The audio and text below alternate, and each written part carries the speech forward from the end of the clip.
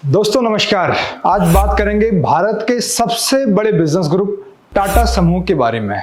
मुझे उम्मीद है आप लोगों ने भी टाटा के कुछ न कुछ प्रोडक्ट को जरूर यूज किया होगा। अगर आप चाय पीते हैं तो हो सकता है कि आपने टाटा टी का यूज किया होगा। अगर आप खाने में नमक डालते हैं तो टाटा नमक का यूज किया होगा। अगर आप कार में बैठते हैं तो टाटा की कारों का यूज किया होगा। अगर आप बस में बैठते हैं तब भी आपने टाटा की गाड़ियों का यूज किया होगा। अगर आप जहाज में बैठते हैं तो विस्तारा एयरलाइन, एयर इंडिया में आपने जरूर ट्रेवल किया हुआ होगा। अगर आप फोन चलाते हैं तो आपने टाटा डोकोमो के बारे में जरूर सुना होगा। अगर आप टीवी देखते हैं तो आपने टाटा स्काई के बारे में सुना होगा। तो ऐसे दुनिया के बहुत बड़े बड़े ब्रांड जो आज टाटा बना रहा है, इसकी शुरुआत कैसे हुई आइए जानते हैं। ऐसे शुरुआत हुई, बात है आज से लगभग 201 साल पहले, यानी कि 1822 की, जब गुजरात के नवसारी में नसरवान जी टाटा का जन्म होता है। ये एक पारसी परिवार में पैदा होते हैं और परिवार का जो व्यवसाय था वो था अपने धार्मिक पूजा करना। लेकिन नसरवान जी एक विजनरी सोच के इंसान थे, कुछ बड़ा करने का सोच उनके माइंड में था। तो छोटी सी उम्र में उस टाइम शादी होती थी, बाल विवाह एक आम प्रथा थी। तो छोटी सी उम्र में नसरवान जी की शादी हो गई और एक छोटा बच्चा भी हो गया। ये बात है 1839 की। वो बच्चा कोई और नहीं बल्कि उद्योग जगत में अपना सबसे बड़ा नाम हिंदुस्तान में कमाने वाले जमशेद जी टाटा थे। और नसरवान जी अपने छोटे से बच्चे और अपनी पत्नी को लेकर मुंबई के लिए गुजरात से रवाना हो गए। वहां पर उन्होंने कॉटन ट्रेडिंग का बिजनेस शुरू किया और बच्चे की स्कूली शिक्षा के बाद यूनिवर्सिटी यानी ग्रेजुएशन के लिए एल्फिस्टन कॉलेज मुंबई में भेज दिया। बच्चे की रुचि पढ़ाई में भी थी और पिता के व्यवसाय में भी। जानकार बताते हैं कि जमशेद जी टाटा को स्कूली शिक्षा ग्रेजुएशन के दौरान जो फीस उन्हें पे की थी, उस यूनिवर्सिटी ने उन्हें स्कॉलरशिप के रूप में उस पैसे को, उस फीस को वापस कर दिया। यहाँ दूसरी तरफ वो पिताजी के व्यवसाय में भी हाथ बटाया करते थे। पिताजी ने बेटे की बिजनेस के प्रति ये रुचि को देखकर बहुत आश्चर्यचकित हुए। उन्होंने सोचा कि मेरा ट्रेडिंग का बिजनेस अब हिंदुस्तान से बाहर करने के लिए मेरा बेटा शुरू करेगा। इस सोच के साथ उन्होंने एक प्रस्ताव अपने बच्चे के साथ रखा। लेकिन उस समय 1857 की क्रांति, स्वतंत्रता संग्राम आप सब लोग जानते हैं। 1857 में हमने पढ़ा है झांसी की रानी के बारे में। पूरे अंग्रेज हुकूमत ने भारतीयों पे बहुत अत्याचार किया, कई लोगों की डेथ हो गई और देश में बहुत हाहाकार मचा और इसका असर उद्योग जगत में भी पड़ा, बिजनेस में भी इसका बहुत बुरा असर रहा। लेकिन 1858 में जमशेद जी अपनी पत्नी के साथ, अब आप सोच रहे होंगे कि फिर से पत्नी कहाँ से आ गई। जमशेद जी की भी शादी केवल 14 साल की उम्र में हो गई और उनकी पत्नी उस टाइम 10 साल की थी, जिसका नाम वो प्यार से डब्बू बोला करते थे। और 1858 में वो अपनी पत्नी के साथ पहली बार हिंदुस्तान से बाहर टाटा के बिजनेस को, यानी कि कॉटन ट्रेडिंग के बिजनेस को शुरू करने के लिए हांगकांग चले गए। हांगकांग में वो लगातार 4 साल तक रहे और 4 साल तक उन्होंने टाटा के बिजनेस को विस्तारित किया, स्केलेबल किया। और बात आती है अब 1862 की, जब पहली बार टाटा एंड सन्स के नाम से पहला ऑफिस हांगकांग में खोला जाता है। उसके बाद एशिया के अलग अलग कोने में, चाइना और जापान में भी टाटा एंड सन्स के नाम से ऑफिस शुरू किया जाता है। और उसके कुछ समय बाद 1868 में फिर टाटा अपने खुद के व्यवसाय के लिए, जमशेद जी टाटा, अभी तक वो अपने पिताजी का हाथ बटा रहे थे और इस समय उनकी उम्र है लगभग 29 साल। 29 साल तक उन्होंने अपने पिताजी के साथ काम किया, लेकिन अब खुद के बिजनेस को शुरू करने के लिए वो हिंदुस्तान वापस आ गए। हिंदुस्तान में आकर उन्होंने एक तेल बनाने वाली कंपनी से उस कंपनी को खरीदा और बाद में उस तेल की कंपनी को रुई के कंपनी में, कारखाने में तब्दील किया और 2 साल तक उस कंपनी को दिन रात मेहनत करके प्रॉफिट लेवल पे ले गए और काफ़ी अच्छा मुनाफा उनको हुआ। और 2 साल के बाद उन्होंने उस कंपनी को बेच दिया। और इसके बाद बात आती है 1869। टाटा अब अपना पहला कारखाना शुरू करने जा रहा है। ये है नागपुर में। नागपुर में पहला शुरुआत किया गया टाटा के द्वारा अपने खुद के कॉटन के बिजनेस को शुरू करने का। अभी तक टाटा ग्रुप ट्रेडिंग कर रहा था। जमशेद जी का पहला कदम अब यहाँ से शुरू हो रहा है कि 1870 के दशक में टाटा ने अपना खुद का कारखाना नागपुर में खोला, जो कि 21,000 रुपये से शुरू किया गया एक स्टार्टअप था। जमशेद जी उस समय नागपुर में इस बिजनेस को शुरू इसलिए कर रहे थे क्योंकि हिंदुस्तान का जो कॉटन का क्षेत्र था उसको मुंबई माना जाता था। मुंबई शहर में ही कॉटन का व्यापार किया जाता था। कॉटन के सबसे बड़े व्यापारी बिजनेसमैन मुंबई में हुआ करते थे और उस समय तक टाटा को कॉटन के कारोबार में पिछले दर्जे का आदमी माना जाता था। जैसे स्कूलों में पीछे सीट पे बैठने वाला बच्चा बैक बेंचर्स माना जाता है, वैसे ही टाटा को भी कॉटन की दुनिया में, कॉटन के बिजनेस की दुनिया में बैक बेंचर्स माना जाता था। लेकिन टाटा ने जब ये शुरुआत नागपुर के अंदर में अपनी कॉटन मिल की शुरुआत करी तो सबकी सोच को बदल दिया। उस समय हिंदुस्तान में रानी विक्टोरिया ने महारानी का जो खिताब था वो हासिल किया था, और महारानी को इम्प्रेस करने के लिए, और इम्प्रेस का अगर आप मीनिंग निकालेंगे तो क्वीन को इम्प्रेस करने के लिए, क्वीन के लिए उन्होंने अपने मिल का नाम इम्प्रेस मिल रख दिया है। यानी कि वो कारखाना रुई का मिल इम्प्रेस मिल से के नाम से जाना जाने लगा। बात है 1874 की, जब उसमें प्रोडक्शन को शुरू किया गया। धीरे धीरे टाटा ने कॉटन के क्षेत्र में अपने बिजनेस को बढ़ाया। जमशेद जी टाटा चाहते थे कि टाटा ग्रुप, उनका जो विजनरी प्लान था वो था steel and iron and steel की कंपनी खोलना, नंबर 1। नंबर 2 था हाइड्रो इलेक्ट्रिक पावर प्लांट, यानी कि जल विद्युत परियोजना, और तीसरा था वर्ल्ड क्लास एजुकेशन सेंटर। वो सोचते थे कि मैं इन बिजनेस के साथ अपने ग्रुप को आगे ले जाऊंगा, लेकिन समय रहते रहते ऐसा नहीं पॉसिबल हो पाया। अब बात करते हैं 1903 की। 1903 में देश के अंदर अंग्रेज हुकूमत का राज हुआ करता था और यूरोपियन और ब्रिटिश स्टैंडर्ड के होटल्स, 5 स्टार होटल्स हुआ करते थे, और कई होटल्स में तो ये लिखा रहता था Indians and dog are not allowed. इस बात से देश के हर एक इंसान को बहुत पीड़ा होती थी, और यही बात हमारे देश के सबसे बड़े देशभक्त जमशेद जी टाटा को चुभी, और उन्हें सोचा कि मैं हिंदुस्तान के अंदर अंग्रेजों के बनाए हुए होटलों से भी बड़ा होटल बनाऊंगा। इस सोच को उन्होंने 1903 में कंप्लीट किया, जिसे आप गैस कर सकते हैं कौन सा होटल हो सकता है हिंदुस्तान का सबसे बड़ा होटल? जी हाँ, मैं बात कर रहा हूं ताज होटल बॉम्बे की। दोस्तों, ये 1903 में बनाया गया हिंदुस्तान का सबसे बड़ा ऐतिहासिक होटल है, जिसको 4 करोड़ 21 लाख के शाही खर्चे के साथ बनाया गया था, आज से लगभग 120 साल पहले। टाटा का सफर इसके बाद यहीं पे खत्म नहीं हो जाता है, फिर आगे बढ़ते हैं तो अचानक 65 साल की उम्र में सन 1904 में टाटा जी, जमशेद जी टाटा की अचानक से डेथ हो जाती है, लेकिन एक सोच वो टाटा ग्रुप के लिए तैयार करके गए थे। सन 1907 में, आप सब लोग जानते हैं, सन 1907 में टिस्को आप सब लोग जानते होंगे, Tata iron and steel and company, TISCO Tata iron and steel company limited की शुरुआत सन 1907 में जमशेद जी के नाम से ही फेमस, आज भी लोग जमशेदपुर नहीं बल्कि उसको टाटा नगर के नाम से जानते हैं।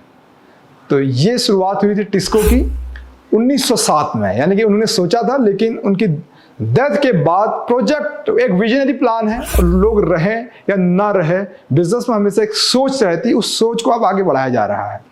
तो टाटा आयरन की शुरुआत 1907 में की गई और प्रोडक्शंस को शुरू किया गया 1912 से।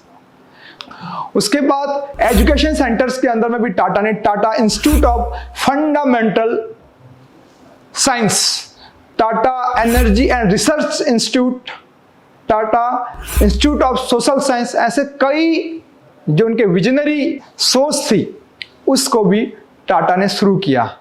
और आप सोच रहे होंगे हाइड्रो इलेक्ट्रिक प्लांट का क्या हुआ। आप सब लोग जानते हैं टाटा पावर। तो टाटा पावर भी 1870 के दशक में सोची गई एक सोच थी, सोची गई एक विजनरी थिंकिंग था, उनका एक सोच था, और वो वही नाम हम आज देख रहे हैं। ये सोच लिया गया आज से लगभग 200 साल पहले। जे.आर.डी. टाटा का जिक्र मैं कर रहा हूं। जे.आर.डी. टाटा का जन्म होता है 1904 में। जो 20वीं सदी थी टाटा ग्रुप के लिए, 20वीं सदी एक ऐतिहासिक थी। 19वीं सदी स्टार्टअप था, 20वीं सदी में टाटा ग्रुप ने बहुत बड़ा परचम लहराया। आइए जानते हैं कि क्या क्या टाटा ग्रुप ने ऊंचाइयां छुई। कि 1907 में टिस्को, उसके बाद 1932 में टाटा एयरलाइंस की शुरुआत की गई, जो कि बहुत बड़ा स्टार्टअप था।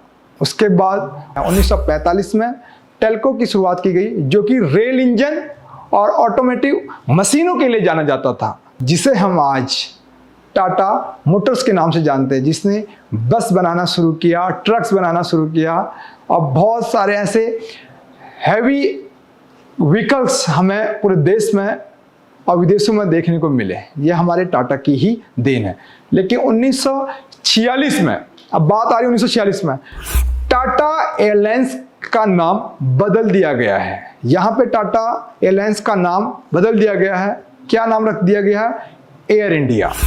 अब इन्होंने इंडिया के नाम से एयरलाइंस की शुरुआत करी टाटा, और 1954 में इसे सरकार ने खरीद लिया।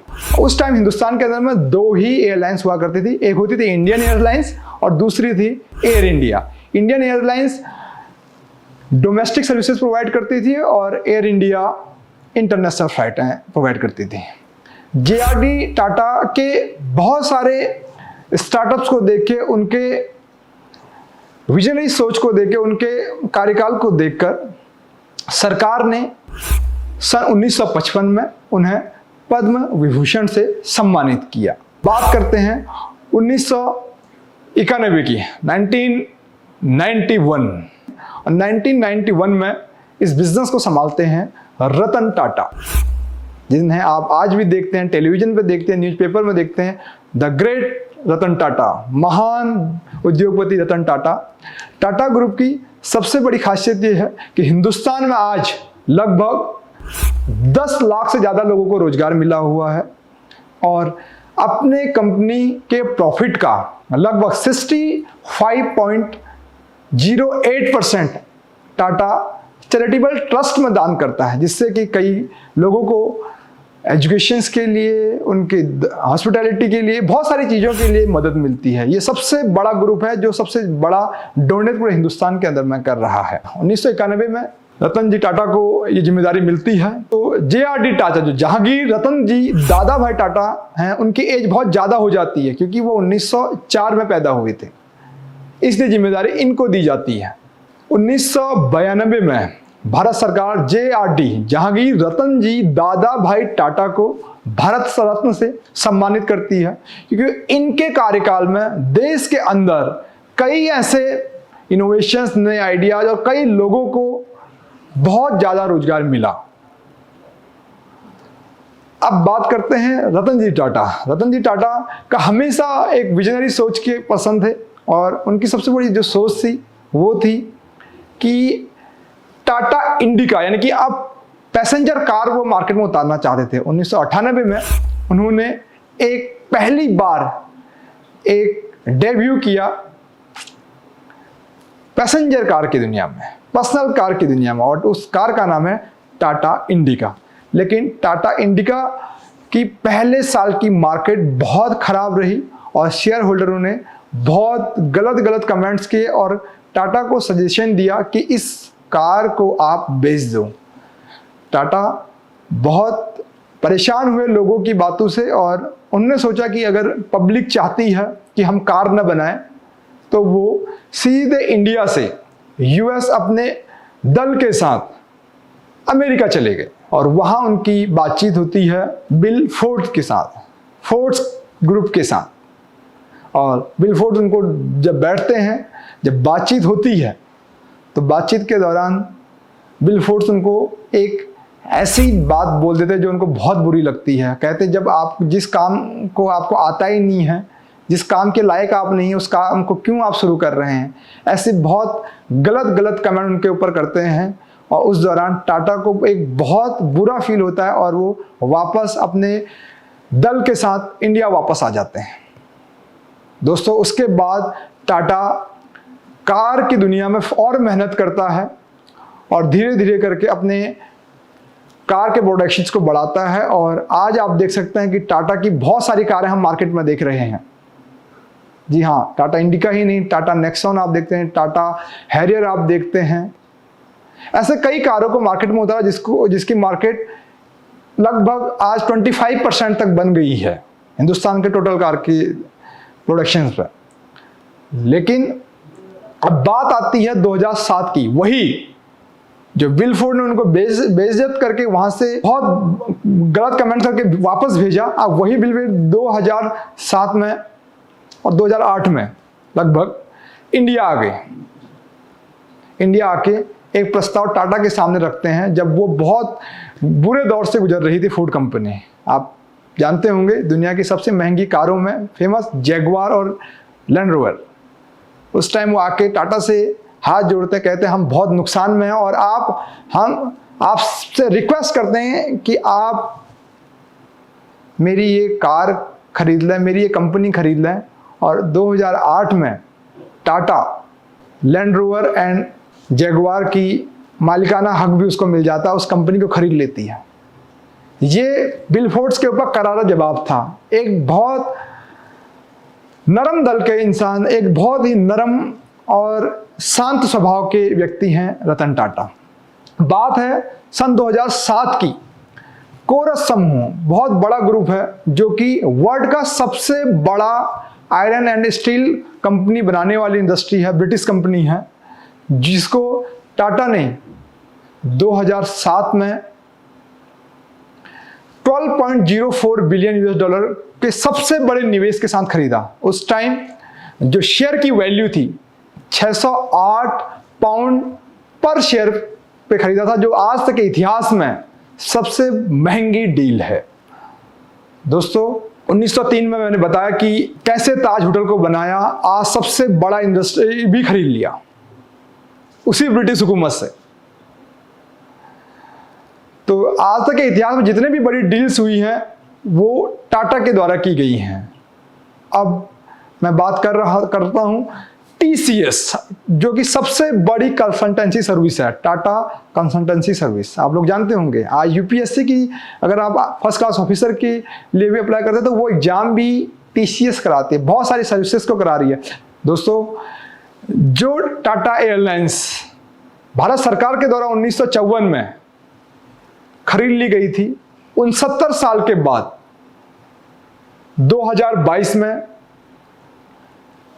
टाटा एयरलाइंस की घर वापसी हुई है, यानी कि एयर इंडिया की घर वापसी हुई है और 18,000 करोड़ की सबसे महंगी बोली लगाकर एयर इंडिया की घर वापसी भी रतन टाटा जी ने ही की।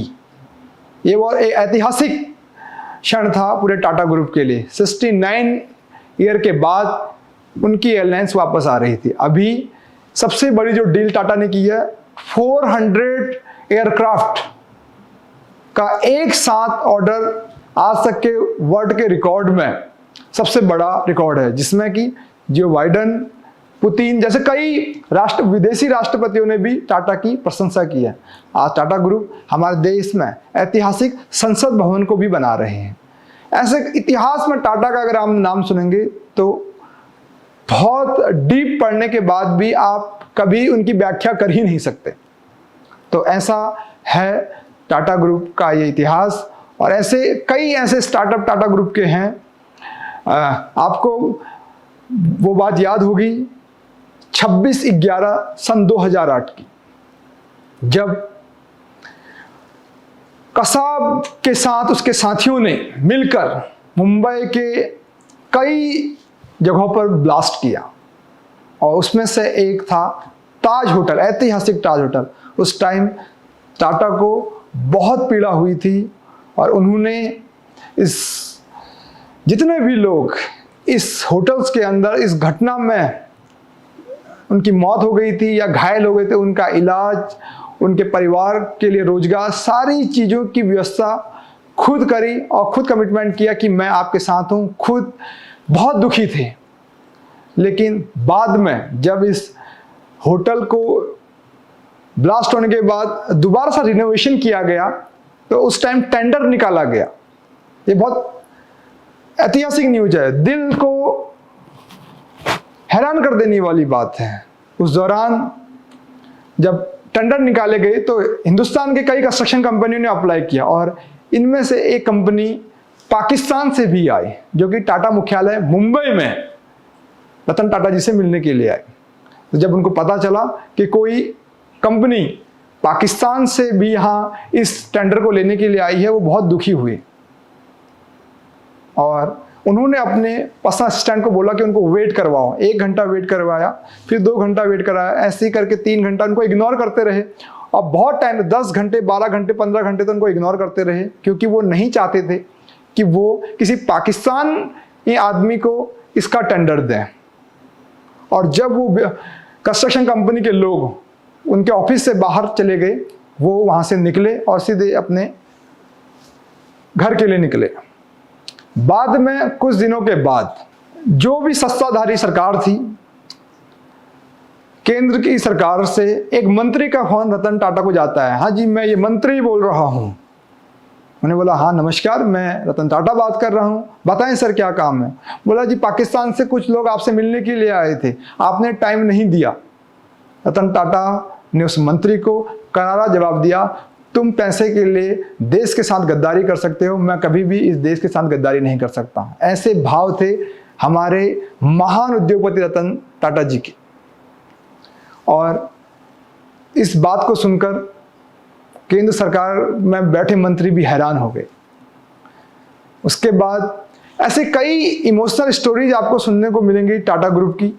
एक बार पाकिस्तानी आर्मी से टाटा सुमो, आप लोग जानते होंगे टाटा सुमो के बारे में, टाटा सुमो का 1000 गाड़ियों का ऑर्डर टाटा ग्रुप को दिया गया। टाटा ग्रुप ने सोचा कि इन गाड़ियों को बना के जब हम पाकिस्तान को देंगे तो वो लोग हमारी आर्मी को मारने के लिए, हमारी आर्मी में ब्लास्ट करने के लिए इन गाड़ियों का यूज करेगा। उन्होंने सीधे इस डील को भी खत्म कर दी। बिजनेस से पहले रतन टाटा जी इस देश को मानते थे। ऐसे महान उद्योगपति शायद ही इस हिंदुस्तान में दोबारा कभी जन्म लेंगे। ऐसे कई इमोशनल स्टोरीज रतन टाटा जी की हैं, एक आम जीवन जी रहे हैं और ऐसे कई स्टोरीज आप लोग देखते होंगे। तो मुझे उम्मीद है कि टाटा ग्रुप की ये स्टोरीज जानकर, ये 200 साल का इतिहास जानकर आप लोगों को बहुत कुछ सीखने को मिला होगा और आप इस वीडियो को अपने दोस्तों तक, अपने चाहने वालों तक जरूर पहुंचाएं। टाटा ग्रुप को यहाँ तक पहुँचने में 200 साल लगे हैं। तो लोग जब किसी चीज़ का स्टार्टअप करते हैं तो वो हिम्मत हार जाते हैं और वो आगे बढ़ने की सोच को ख़त्म कर देते हैं। लेकिन टाटा ग्रुप हमें सिखाता है कि अपने देश के प्रति एक कट्टर देशभक्ति कैसे निभाई जाती है, पैसे के लालच को इग्नोर कैसे किया जाता है। हम टाटा ग्रुप से बहुत कुछ सीख सकते हैं और एक विजनरी सोच से आगे आने वाली जनरेशन पर क्या असर पड़ता है, ये बहुत सारी चीज़ें हम टाटा ग्रुप से सीख सकते हैं। तो दोस्तों इस वीडियो को जरूर शेयर करें और अपने चाहने वालों तक इस वीडियो के लिंक को शेयर करें। Thank you very much. Thank you guys.